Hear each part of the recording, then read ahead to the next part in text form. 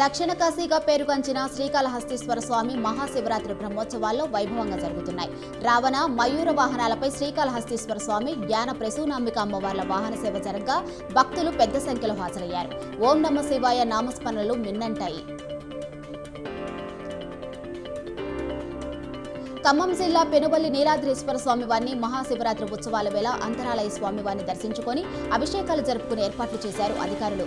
ఈ ఏడాది 2,30,000 రుద్రాక్షలతో తిరుపతి విజయ్ కుమార్ ఆధ్వర్యంలో 14 అడుగుల రుద్రాక్షల శివలింగాన్ని ఏర్పాటు చేశారు. మహాన్యాసపూర్వక రుద్రాభిషేకం అనంతరం రుద్రాక్షలను భక్తులకు ఉచితంగా అందజేయనున్నారు.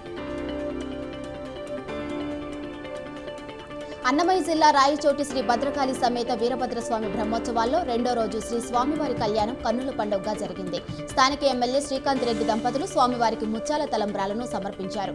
కర్ణాటక, తమిళనాడు, మహారాష్ట్రతో పాటు తెలుగు రాష్ట్రాల నుండి భక్తులు పెద్ద ఎత్తున హాజరయ్యారు.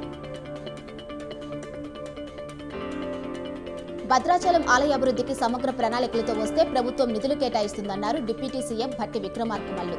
సచివాలయంలో మంత్రులు తుమ్మల నాగేశ్వరరావు, పొంగులేటి శ్రీనివాసరెడ్డిలతో కలిసి సీఎం పర్యటన ఏర్పాట్లు, గత మాస్టర్ ప్లాన్ను సమీక్షించారు. శ్రీరామనవమి, పట్టాభిషేక ఉత్సవాల ఏర్పాట్లపై ఆరా తీశారు. వచ్చే ఏడాది చివరి నాటికి చెరుకు ఫ్యాక్టరీలను పునఃప్రారంభిస్తామన్నారు ఐటీ శాఖ మంత్రి దుద్దిళ్ల శ్రీధర్ బాబు. ఇందుకే ప్రభుత్వం కమిటీని ఏర్పాటు చేస్తున్నట్లు గుర్తు చేశారు. జగిత్యాల జిల్లా ముచ్చంపేట నిజాం దక్కన్ షుగర్స్ ఫ్యాక్టరీ వద్ద రైతులతో మాట్లాడారు. అయితే ఫ్యాక్టరీని మంత్రి సందర్శించకపోవడంపై విమర్శలకు తావిచ్చింది.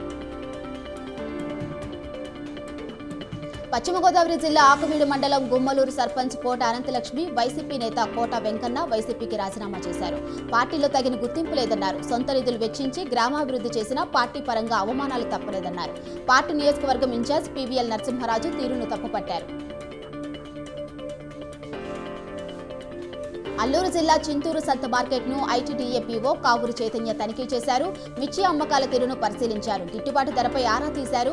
మిర్చి అమ్మకాలలో రైతులు, వ్యాపారస్తులకు మధ్య దళారీల ప్రమేయంపై ఆగ్రహం వ్యక్తం చేశారు. సెక్షన్ 107 కింద కేసులు నమోదు చేస్తామంటూ హెచ్చరించారు. మహబూబాబాద్ జిల్లా కేసముద్రం మండలం కల్వల గ్రామానికి చెందిన ఉపాధ్యాయుడు బొగ్గుల రాజేష్ మానవత్వాన్ని చాటుకున్నాడు.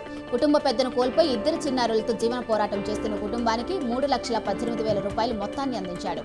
విద్యార్థుల తల్లిదండ్రులు, స్నేహితుల ద్వారా ఈ మొత్తాన్ని సేకరించాడు. గ్రామస్తులతో శభాష్ అనిపించుకున్నాడు.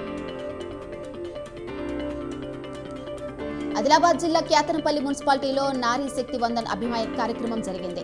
అసెంబ్లీ కన్వీనర్ అక్కల రమేష్ ఆధ్వర్యంలో ఎల్ఈడి స్క్రీన్ ద్వారా ప్రధాని మోడీ లైవ్ కార్యక్రమాన్ని అందించారు. మహిళలు అన్ని రంగాల్లో రాణించాలని ఆకాంక్షించారు నేతలు. మహిళా అభివృద్ధితోనే దేశాభివృద్ధి అన్నారు. కడప రిమ్స్ పులివెందుల జీజీహెచ్లో ఇటీవల పోస్టుల భర్తీలో అధికారులు చేతివాటం ప్రదర్శించారని వైసీపీ నేతలు ఆరోపించారు.